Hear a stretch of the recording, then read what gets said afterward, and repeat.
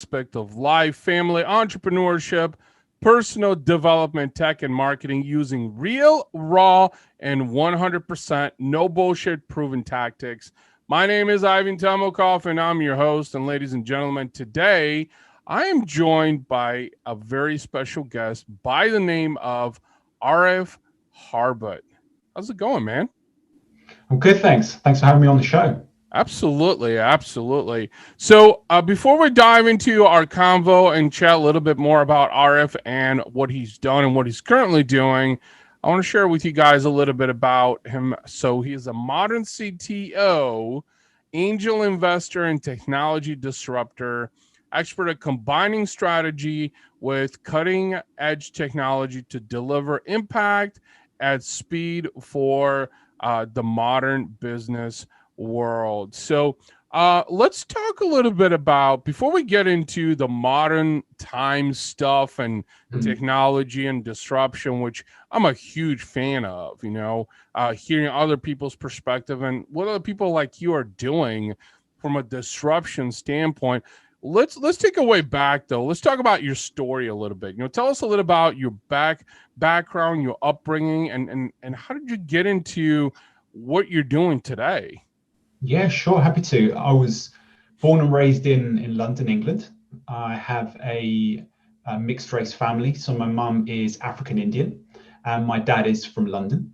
So my mum is very dark and my dad is very white. So when they kind of got together in the early 70s, that was quite different, and it caused some issues on both sides of the family. But what it meant was that I grew up in a very multicultural household in a part of London that had a lot of different ethnic diversity groups, a lot of different people from different backgrounds in different countries. So I grew up with diversity being normal, both different cultures, different countries, different colors, different genders, different sexualities. So I grew up, and for me, this is completely normal. So I know it's become a big thing recently, but for me, growing up, it was just, well, everyone was like that, right? Everyone was different colors and things. Yeah. So that shaped a lot about me. So I'm very open, I'm very curious, I'm very tolerant of people and religions and people's opinions. Doesn't say I agree with them all, but I'm very tolerant of them because I was shaped by quite a lot of different viewpoints growing up. That being said, my mum is African Indian, and it was very much education when I was growing up, which was fantastic. I really liked school, and I think the path for me was classic doctor, dentist, lawyer, accountant. But that's not what my passion was. My passion was playing tennis. So about 4 years of age, I started playing tennis and just absolutely fell in love with it. It was a free lesson. My mum saw it in the newspaper. She's like, right, you're going to go to this free lesson. And I did it, and I kept winning more and more free lessons. And so she kept saying, well, you're going to play tennis. And luckily, I did actually love it. But difficult conversation when I was about to go to university. I decided to not go to university and become a professional tennis player. So that was quite a big moment in my life where I broke away from the family and started to do my own thing and my own passion. Yeah, very interesting. So what was that like? I mean, you had this utter passion for becoming a professional tennis player, and I'm pretty sure, because I can kind of relate to it, being an Eastern European, is like, your mom, your family had different goals for you. So how did that feel? Here you are on this path of, I'm going to become a professional tennis player, and that is all I'm going to do. And mom and dad are like, no, dude, you're going to go to college. You're going to get an education. So and you talked about diversity. I'm curious to hear, what was going through your mind? What were some of the experiences when you were trying to make those decisions, right? Do I play tennis? Do I go pro tennis? Or do I go to school? Can you talk a little bit about that? Yeah, I mean, part of me, I was young and I was stupid. In hindsight, I probably should have listened to mum and dad, but I think I wanted to follow my passion. I wanted to follow what I was interested in. I wanted to follow what I was good at. And I strongly believed that is what I wanted to do. And I think I'm quite headstrong and I'm quite stubborn and determined in what I want to do. Sometimes that's good. Sometimes that's really bad. Looking back, would I have done it differently? No. Should I have listened to mum and dad? Yeah, probably. And later I did go back and do an MBA and do my studies. But that period of my life, it was good for me, right? I was independent. I'm traveling the world. I'm doing things by myself. I'm living by myself. I'm surviving. I got into some scraps, both with the military, the law, with Yeah. Hungarian mafia. I mean, all sorts of things happened to me when I was kind of traveling the world for a couple of years. Okay. So it taught me a lot. It taught me that I have a lot of capacity beyond what I thought I was capable of. And I think when I was kind of 18, 19, it gave me that sense that, you know what, I can do anything. Maybe I Yeah. don't get there, but I can at least have a shot and I can give it a go. So it really shaped me and it shaped the rest of my career in a sense. Yeah, yeah, it's really interesting. You said something that I'm a huge fan of. You said you realized how much more capable you were as you were going through like these diverse experiences. You said Hungarian mafia, I believe, and like the law and stuff like that. And let's face it, when we're young, I mean, we're so restless. You know, we just don't know any better. And I think one of the most challenging things, you know, when we're young, is just that we struggle with believing in ourselves. Mm. Well, because we question everything we do.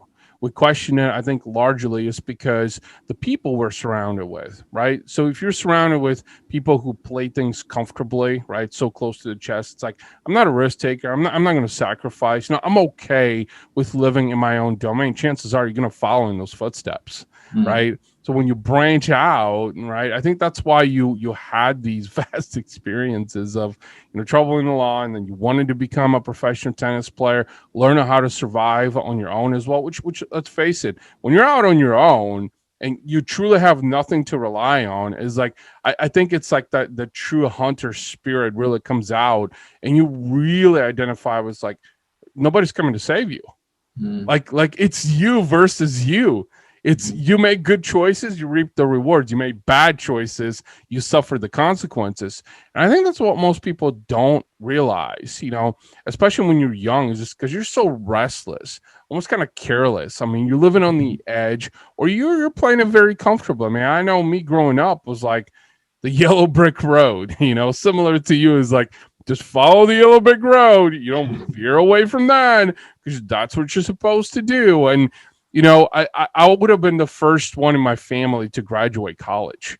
Mind you, how huge of a disappointment that was to the rest of my family. Saying, nah, like I'm gonna go the entrepreneurial route. Like I've got different goals and dreams. So okay, as you're going through these, you know, experiences and obviously trying out different things, you know, at what point, you know, what did tennis take sort of a back burner?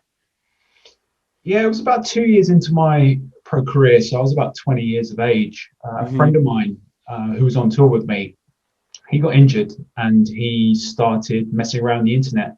He was very mathematically minded and he knew some coding. And I Mm-hmm. sat down with him one day and he showed me the internet and he showed me how to code and how computers work and how the cloud works. And I just, it was like mind blowing for me. It was absolutely, I was like, oh my God, I want to go down this rabbit hole. Yeah. And I just completely, almost overnight, flipped my passion towards technology. And thankfully, that's been the case ever since. I went into coding, engineering, architecture, and then kind of married that with my love of business and finance. And that's what I've just kind of spent my entire life career. All my jobs have been in that space. I just love finding that intersection of modern technology, things that are really going to Yeah. make a difference to your business, but really make a difference. Not, hey, oh, let's just use some new tech. Yeah. Like, how is it actually going to improve your business? How's it going to improve your customer experience? How are you going to save costs? How are you going to increase top line revenue? How are you going to really help your suppliers or fulfillment or whatever it might be? And that's what I really get excited about. Yeah, yeah. You know, it's really interesting because I can relate to that a little bit. You said that you had this strong passion for business and finance, but then when you like kind of discovered sort of the internet, we're like, whoa, shit, this is going to change the world. And then Unbelievable. Yeah. you know, you started realizing in what capacities, because I remember to that 14-year-old kid myself, you know, that I really saw that. So, but I think that takes a certain mindset, right? Is just that to really see the internet more than just the internet, you know, more than Mm. just like a cruising space that you get on social media and you fuck around and this and that. No, this has a purpose. This will change transactionally the way we interact with as human beings.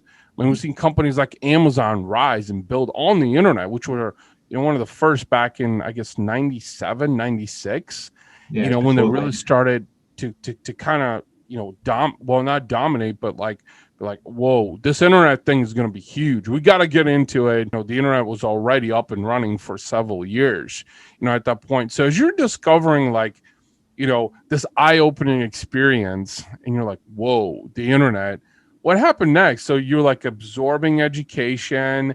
What happened from that point on? Well, I think you mentioned something earlier. I think when you're out by yourself in the world, it is almost like being a startup. You like Mm-hmm. you're running your own ship. As a tennis player, I was managing my own finances. I was running your own marketing. I was managing my own operations and schedule. So for me, it felt like a very natural shift to go in. So I was coding. I joined a couple of startups. Learned from some incredible business people. But I was just having fun. I was just learning, growing, developing my skills. I love learning. I'm very curious. So Mm-hmm. the fact that I was exploring, I mean, this was 1999. So this is before all the kind of established technologies were around. I mean, Yeah. people didn't really know how to build websites or build transactional sites, or people, SEO and marketing wasn't really around then. I mean, Yeah. people kind of knew a bit. They threw money at above the line campaigns, but they didn't really understand the mechanics. So we were discovering as a community, I mean, thousands of people around the world were shaping these technologies, and I was part of some Yeah. of those open source groups and communities. And it really felt like we were changing the world. It felt like a paradigm shift in business and culture and technology. And looking back, I realized how lucky I was to be part of that. I mean, it's a once in a generation type experience to be part of that. Yeah. Um, yeah, very thankful. Yeah. No, that's a really good point, and I agree with you completely. I think it was more than just, a shift in technology. I think it was a shift in culture, really, Mm, because I mean, nowadays you got people who are getting popular on TikTok and Instagram, and that's what they make their living on. And I mean, if you 100%. look back to like 1999, who would have thought that people would make a living on the internet, right? Mental. From a just shooting funny videos or whatnot, and nowadays that's like the norm. And I feel like the internet has just gained momentum, honestly. I mean, I think there's so much more that's going to happen, with AI specifically, and machine learning and things of that nature, and other platforms that are probably going to come about that's going to really allow consumers, I think specifically, and brands, to be more expressive.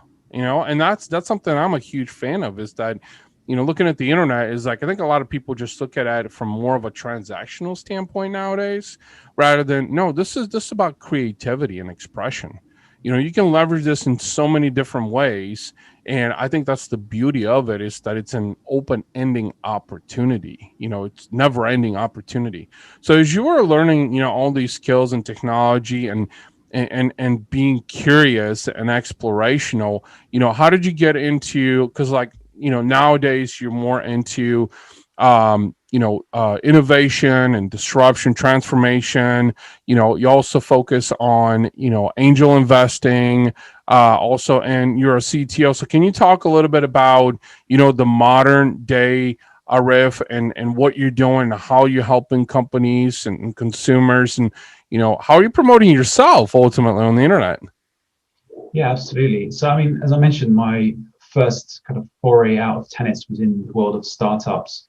And then I founded some of my own companies. I worked with other companies, and I was lucky enough to have an exit, small exit from one of the companies that I founded. Mm-hmm. I was about 29 years old, had a little bit of a midlife crisis at 29, going, I don't know what to do in my life now. Had this tennis career, which was amazing. Had this startup career, which is amazing. Yeah. What do I do with my life? So I did eventually could hear my mum saying, "Oh, I'm going to study." So I went and did an MBA, learned a whole load of things, a whole load of new skills, learned about marketing, operations, finance. This whole world opened up to me because I was very much a tech guy. I'm kind of Yeah. obsessive personality. I was obsessed with tennis, and then I was obsessed Yeah. with technology. This really broadened my horizons, and it introduced me to larger enterprises. So I'd only ever worked in small companies. Now, with an MBA, I could go and talk to 100, 200, 300,000 thousand person companies, global companies, FTSE 100 companies, Fortune 100 companies, these really big entities. Mm-hmm. Suddenly, because you had this piece of paper, meant you were qualified to go and talk to them. So after my MBA, the main focus of my career is how can you use technology to innovate and disrupt your business before someone else does, but only in a way that creates measurable value. I'm not one of these people that just says, hey, use blockchain, although I do love blockchain. But why Yeah. would you use technology? You mentioned some AI and ML. Why would you use that? Why would you get on board with things like robotic process automation? What are you going to do when quantum comes around? How are you going Right. to leverage technology to make sure that your business perpetuates for 100 years? I'm very much into legacy and perpetuation for these businesses. Because if not, we've seen firsthand how business can literally overnight can Yeah. disappear. Because the internet is a very good democratizer. Anyone can start a business, anyone can promote their brand with very, very little money. And they can really control everything. And you don't need millions and millions and millions of pounds now to go and compete with some of these very big companies. So that's the brilliant thing about the internet. But also, it's a very big threat for organizations that don't understand how to innovate, don't understand how to be progressive. And they've Right. literally sat in this stale culture for 30 years. And suddenly they're going, what do I do? And they just don't have that muscle to be able to disrupt themselves, to innovate, to transform, to look at new business models, to leverage new technology, to ultimately better their customers' lives. I mean, that's all their customers want. Why do you Yeah. switch from an old brand to a new brand? It's because they can do something better, cooler, faster, cheaper, whatever it might be. And they're not using that kind of skill set the way that some of the younger, more dynamic companies are. Yeah.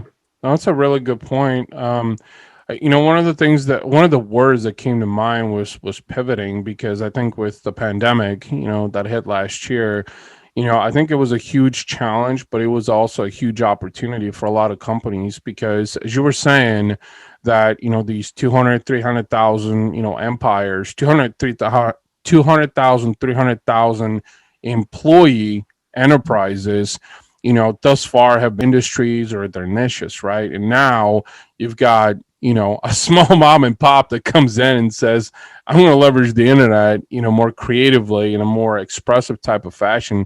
I'm going to compete with you. And that's a threat. That was a threat. And so you're absolutely right. I think a lot of big companies, and I think even in the retail space, at least in the United States, has suffered, tremendously over the last several years. I think a lot of it is because of what you said, is just that they failed to acknowledge, they failed to adapt to new ways and disrupt in the way that they engage with customers, right? Because nowadays, most people want to sit on the couch and hit a button on their phone and order shit, whether it's grocery or food or clothing or products, any kind of consumer goods, right? So how does it a traditional brick and mortar, right, compete in that sense? How do they make it more competitive? How do they make it more worthwhile? I'm thinking of like malls in the United States that have shut down left and right. It's like, maybe because I'm more of an upper end millennial, it's like experience or accessibility. Experience is good, but accessibility is right up there too, because it's like, why would I want to go to a clothing store when I can probably buy it online?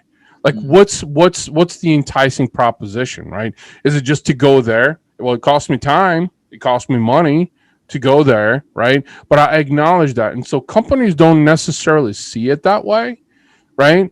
Is like they don't understand that it's a lot more of a hassle for the modern consumer, the way to engage them, rather to give them access. And that's where Amazon, I think, posted their highest earnings in 2020, is because the pandemic created a massive opportunity for them, a massive opportunity.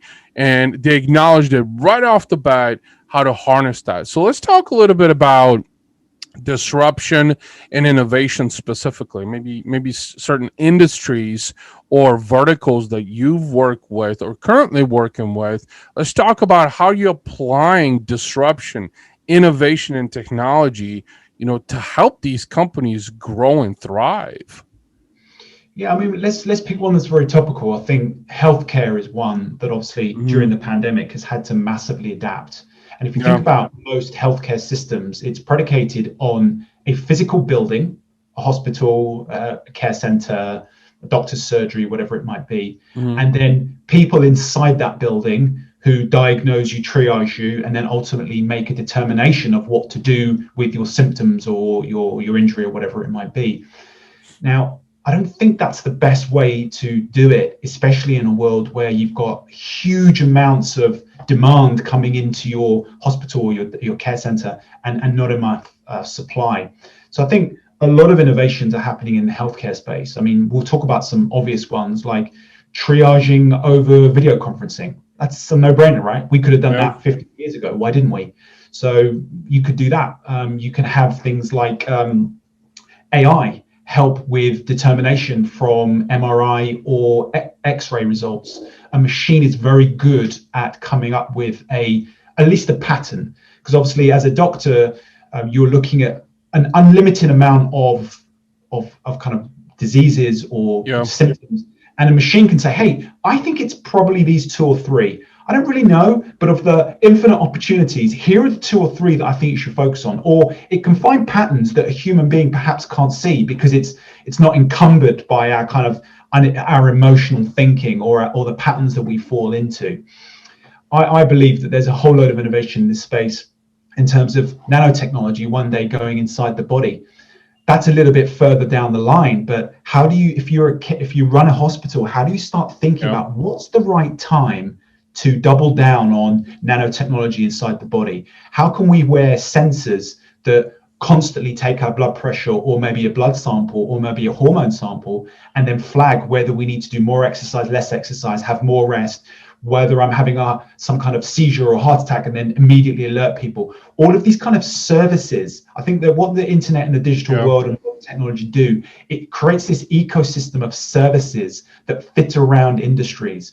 You mentioned retail. There's a whole system of services that sit around retail now. I think all of these things will happen in healthcare, in automotive, in industrials, in all of these industries that are typically more physical based.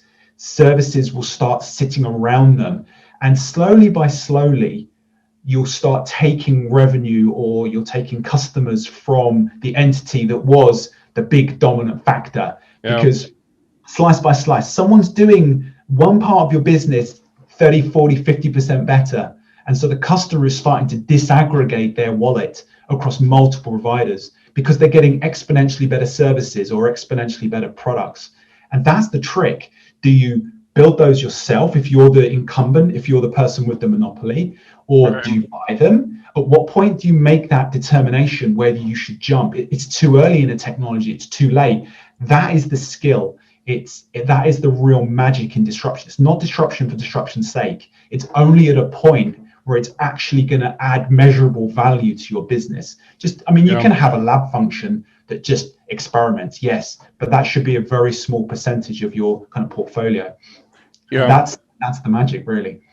Yeah, you brought up so many good points. And speaking of the healthcare industry, and let me see, I actually want to recap a couple of them because you mentioned so many good things. So I think when it comes to disruption and innovation in the healthcare space, at least in the United States, I think there's a lot of opposition and there's a lot of regulatory, because like you said, like nowadays it's normal to do a traditional checkup via Zoom. In fact, I think Microsoft Teams is something that a lot of hospitals have embraced, or medical offices, as a standard. Which they still charge premiums for. And it's like, wait, I spent 15 minutes to see this fucking doctor, and I'm going to charge my insurance $250. What the fuck? That's a different conversation. But I think there was a lot of regulatory and HIPAA compliance bullshit, that they were slapping 10 years ago. And I can tell insurance companies made a shitload of money over that, forcing people to go into an office because there was that opposition, right? Because they knew that if we allowed remote to do some of these things that we're traditionally doing, then it's going to cut jobs, right? It's going to cut jobs. And they were struggling to figure out, how do we supplement these jobs? How do we create new jobs, especially in the healthcare space, right? So I think healthcare is a great example, but I think a lot of it is also, there's a lot of opposition from a human standpoint, because I think in the healthcare space, there's so much of like, well, it has to be human touch, everything, has to be experiential, it has to be in person. It's like, no, it doesn't have to be. Some things can be automated, AI, like you said, can be a part of it. It's a companion. It's not a supplement. I think the healthcare space, it's a replacement for jobs, for doctors, for nurses. It's like, No, it's a companion. It's going to help you do more and cover more. I think that's it. It's like that fear factor, that scarcity mindset in the healthcare space that, oh no, it's going to take away jobs, or no, insurance companies are going to suffer, as opposed to looking at it from a proactive standpoint. How is this going to help, the patient? Mm. How looking at it that way? How is this going to help the patient? How is it going to make it more accessible? If you ask me, I mean, I got two kids. If unless I have to go in to like the pediatrician for my kids, for like shots or something, why else do I need to go in person? Like, give me one reason why I need to go in there. Why couldn't we conduct the visit via Zoom? Why? Because of HIPAA? Like that's what's so mind-boggling is this, and I think in part it's very political, in part because I think the healthcare space is a huge moneymaker. I think 20% I think it was upwards 20% of the US economy is medical, it's healthcare. It's Wow. huge. It's a huge numbers to think about is when you disrupt that, right? It's kind of like what Elon Musk did with Tesla, right? It's like 15 years ago, shit. Back in 1915, 1920, there were electric cars that would go 40 miles. But what did they say? The oil company's like, nah, we need to put a lid on this. This is going to put us out of business. We need to keep making combustion engines. What happened 15 years ago, 20 years ago? Elon Musk's like, electric cars. That's it. And literally, we're at a point where he could hit that hot red button and put a stop on the entire automotive industry worldwide because he dominates it. So it's, I think disruption and innovation, not just in healthcare, but in automotive, in retail, is so essential. It's so essential that companies need to figure out how to embrace it, how to be more experiential, how to be more daring, how to try new things. I mean, like talking about social media, it's like, I think it wasn't up until a couple of years ago that most companies were like, shit, we need to be on TikTok and we need to be on Instagram. We need to be everywhere because the modern consumer is multi-touch point. They just are. You can't say, I'm going to target them on Google or on Facebook only. That's just not going to work. You got to cast a much wider net and be even more personable the way you reach these consumers, right? So healthcare is a really great example that you brought up. And there's so much to say about it. And I think there's so much that healthcare will evolve, in the next 5 and 10 years. I mean, 10 years from now is like, your regular doctor visit is going to be done via your smartphone. Why couldn't we do that 10 years ago, right? Like, what's the hold up there? Yeah, I mean, even more so. I mean, I think you raised a really good point. It's a companion. I see technology very much as the relationship between Iron Man, Tony Stark, and Jarvis. You have the human being right, who's making the judgment call based on the infinite computing power of Jarvis. Jarvis is going, here's all the possibilities, and then the human makes the judgment call. So I think maybe the doctor of the future, to triage, you're not even talking to a person. A machine or a hologram or some kind of interface is giving you a triage, going, you know what, I've looked at your symptoms, I've maybe taken some of your readouts, you're fine, it's fine, go buy some painkillers from the pharmacy. But then that says, well, you know what, something here I don't understand, something's a bit skew with, I'm going to send that to a real person because I'm not comfortable making a determination. And that not only is a great customer experience because I'm probably going to get an appointment in seconds or minutes because I'm not dealing with a human being, but also I get much faster care, much better diagnosis. The human being then gets a whole set of data before you've even met them. So I think that is the power. It's finding out how you make better businesses, better customer experiences. And you mentioned Elon Musk, and the only reason this is top of mind is because I had a problem with my car recently. I've got a relatively new Audi. And they sent me a letter, not an email, not a text message, a letter, physical piece of paper in the post to say, hey, there's something wrong with your car. This manufacturing batch needs to go back to the dealership, needs to have this thing changed. I don't understand cars, something happened. So I had to take it to a dealership. They sent me this piece of paper. I had to take it to a dealership, get a taxi home. They rang me up and then I taxied back.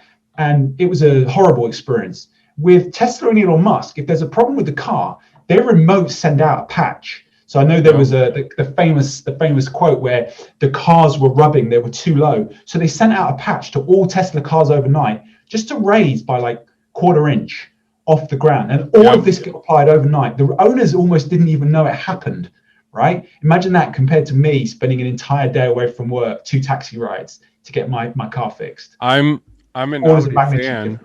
I'm an Audi fan. Well, I'm an Audi driver too. I've owned one for and it's so interesting you say that, but you're absolutely right. It's like recalls. I get a fucking letter in the mail. It's like, you do realize it's 2021 and this shit could have ended up into trash, most likely. Oh, but email is not trusted, or a text message is not trusted. I'm like, you're talking about what Audi's slogan is: truth in engineering, which I've been a huge fan of for probably the last 10 plus years, right? I'm like, define truth in engineering. You're sending me a letter to notify me of a fucking recall, and here's Tesla that sends a freaking update overnight, like you said. Like, get with the times. Seriously, get with the times. And that's why, like, even when I take my car to a dealership, I actually just bought a rooftop box recently. Oh my God. That experience in itself was like, I mean, the guys didn't know what they were doing in the parts store. I'm asking service questions that they can't answer. I'm like, this is Audi. Like, come on, guys. And your communication is even worse. Like, I think my Audi dealership didn't even start to use SMS for communication until a year ago. A year ago. Like, you would go into the service, granted, I think it was 5 years ago when I actually started giving out loaner cars for, like, let's say you're taking your vehicle for oil change or something that might take a couple hours, right? So you don't want to sit in the waiting room. You know, you want to go about your business, right? Because you got shit to do. You know, most Audi owners are busy. Business owners, entrepreneurs, they're on the move. Kids, family, whatever, right? So they started giving that and they realized, oh shit, by giving a loaner and a newer loaner, now we're actually opening up the opportunity for them to test drive newer models. We're actually marketing to these people by giving them a loaner vehicle. Sure, are you taking a risk on some dumbass taking off with a loaner? It has happened multiple times, but how often does that happen? It's an anomaly. And it's the same with technology and disruption. It's like, think of the greater benefit that you would accomplish out of this. And honestly, I'm so excited that we're getting into this discussion, man, because, you know, when I was 14 years old, this was 1994, I was very much like you. It was like, you know, dial-up internet and Windows 3.11. I was like, this is the greatest fucking thing since sliced bread. Most people are like, you're fucking crazy. This 14-year-old. I spent most of high school literally maxing out AOL CD-ROMs on dial-up internet and getting on AOL chat with a buddy of mine. That's all we did after school, literally. Right. And most people thought we were fucking insane. And now, like it's so mind-boggling that, oh my God, if I would have taken all these crazy ideas, I'd probably be a billionaire by now. And that's just it. I think that in the world of technology and disruption and innovation, most people are going to think you're fucking crazy because they look at you and, like, I agree, Jarvis and Iron Man, which I'm a huge fan of Iron Man. In fact, I got a thing on my story on Instagram that I look at, I recorded probably 6 months ago. It's like, I am Iron Man, building like that motivation. Yes, exactly. I see you have Star Wars too, and my son is a huge Star Wars fan too. In fact, we got so many fucking Star Wars Legos and a whole shelf of it that are up on there. But you know what? That is the future. You know, that is like Iron Man and Jarvis are the future. But you were talking about how the hologram, you mentioned something really interesting I wanted to bring up that I think humans are so afraid of. Humans are afraid of becoming robots. Because like you said, in the healthcare spaces, what if something was injected like a chip inside of you? People are like, no. You're not going to put a chip inside of me, right? Because then you're going to control me. It's like, no. If you got blood pressure problems, put a fucking chip inside of you. You will never have to worry about it because it'll monitor automatically. But that's disruption. That's technology, right? So I'll just in a couple minutes, I want to hear your thoughts on that. Is how are humans going to overcome the fear, the scarcity mindset around disruption and technological evolution? I mean, honestly, I I don't know. I think if we've proven anything over the last, let's say, 10 years, Hmm. pace of adoption of new technology is faster than ever before. If you think about how long it took everyone to have a radio, then a TV, then a car, we're talking decades, right? Yeah.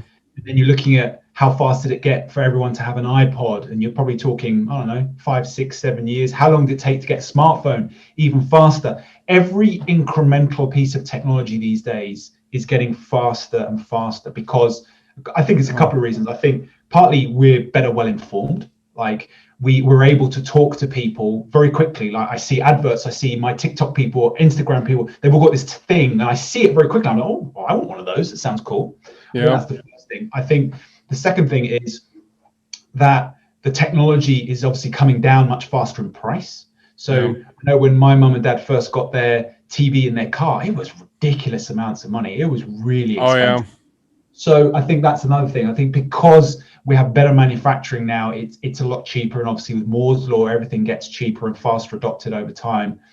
I think it's the next generation of people, really. I think people my kids' age, probably not my age. I'm 42, but people kind of in their 30s, they've grown up with just new stuff all the Yeah. time, and I think their tolerance for taking risks, for new services, even privacy, right? I mean, I grew up in an age where no one knew who I was until I was kind of the internet age. How would you find me? You'd have to read a newspaper article about some random tennis tournament Right. I was in.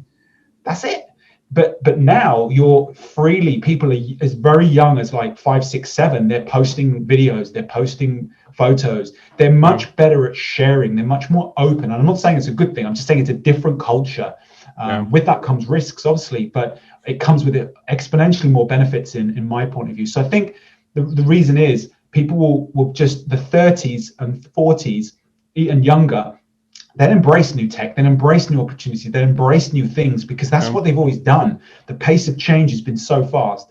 Now, people might put, I mean, my mum and dad just got a smartphone recently, right? They're one of the people who've only just got one. Probably not so much. I mean, maybe if you can show measurable benefits to them, like their healthcare costs will go down or their quality of life will go up, Yeah. then maybe they might take that on. Maybe they get reduced health insurance. Maybe there's some benefit that they think about, like it's usually going to be money, it's going to be quality of life for the older people. And I'm not saying older people are not going to embrace it, but on average, because they didn't grow up with that constant innovation, they're just probably Yeah. not attuned to it. On average, again, I can't talk for everyone, but as a kind of average. So I think as the younger people kind of get into their 40s and 50s, they'll just be adopting everything that comes out. And I think we're Yeah. probably, I don't know, right, but we're probably 10 years away from some real big paradigm shifts in technology, in-body Yeah. sensors, holograms, quantum computing. They reckon now in less than, I read an article by Goldman's, they reckon in Goldman Sachs, 5 to 10 years, quantum computing will become really commercially available. I know you can use it now, but it's only very large academic institutions, NASA, Google, etc., IBM. So all of these innovations will start hitting. The cost of computing is coming Yeah. down exponentially. The computing power is going up exponentially. I think we're almost at a tipping point within the next, definitely within 20 years, maybe within 10 years, of this huge paradigm shift where Yeah. technology and humans become inextricably fused in some way. And I don't mean like we're going to become robots, but I think technology will take over more and more and more, and make our quality of life better life extension, better quality of life, better services, better recreations, better products, better jobs, better lives. And it will make things different, sometimes Yeah. better, sometimes worse, but very different. But I think we're almost at that tipping point, which is exciting. Yeah. Something when you're talking about smartphones, I actually still have my iPhone 2 or iPhone 3. Believe it or Wow. not, I found it in the drawer recently, and I was like, "Oh my god, this seems like ages ago." And you mentioned so much in this last part that I think really kind of goes back to a lot of things that we talk about on this podcast too, and that is mindset and really understanding how technology and disruption and innovation is so essential to creating better solutions for not just business but for us as human beings.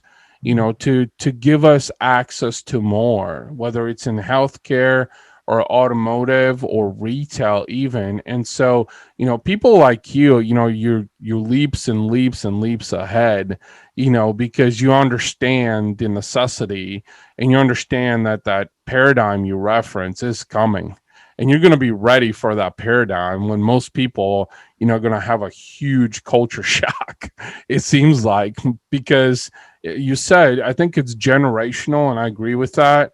I know my parents who are now, in their early 60s. It's like, and I'm 41, so I'm not too much older, from you. But I think it's very generational. And I think that's going to change. Technology is going to change the way generations operate, and as a result, companies that were starting in those generations are going to have to shift and pivot, and new companies that come on. So I absolutely agree with you. Is I think in the next 10 years, huge, huge, huge paradigm shift. But people like you and me are going to feel like, yeah, we've been the Jarvis and the Iron Man for a long time. This is what we've been waiting for.